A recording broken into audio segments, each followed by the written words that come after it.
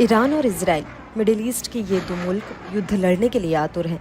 दोनों के बीच वार और पलटवार का दौर चल रहा है।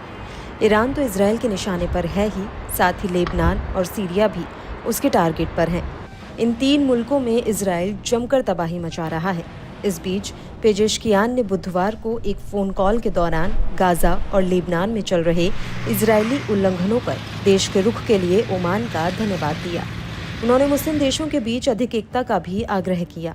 उन्होंने कहा कि अगर मुस्लिम देश एकजुट होकर काम करें तो इजरायल इतनी आसानी से उल्लंघन करने की हिम्मत नहीं करेगा और न ही अमेरिका और पश्चिमी देश उसका समर्थन कर पाएंगे। पेजेशकियान ने इस बात पर जोर दिया कि ओमान के साथ संबंध इस्लामिक गणराज्य के लिए एक प्रमुख प्राथमिकता है और पड़ोसी देशों के साथ सहयोग बढ़ाने की इसकी व्यापक रणनीति के अनुरूप है।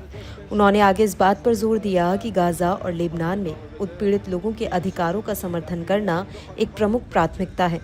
दरअसल 1 अक्टूबर को ईरान ने इजरायल पर पलटवार करते हुए उस पर करीब 200 बैलिस्टिक मिसाइलें दागी। बदले में 2 अक्टूबर को इजरायल ने लेबनान और सीरिया में हमला किया। स्ट्राइक लेबनान की राजधानी बेरूत और सीरिया की राजधानी दमिश्क में हुई। इजरायल के हमले में लेबनान में 40 से ज्यादा लोगों की मौत हुई। वहीं सीरिया के हमले में हिजबुल्लाह चीफ नसरल्लाह के दामाद की मौत हो गई। इसके बाद से दोनों देशों के बीच तनाव चरम पर है। वहीं हिजबुल्लाह और ईरान से संघर्ष के बीच अब अरब देशों ने इजरायल को बड़ा झटका दिया है। ईरान को ये भरोसा दिलाया गया कि वे तेहरान और इजरायल के बीच लड़ाई में तटस्थ बने रहेंगे।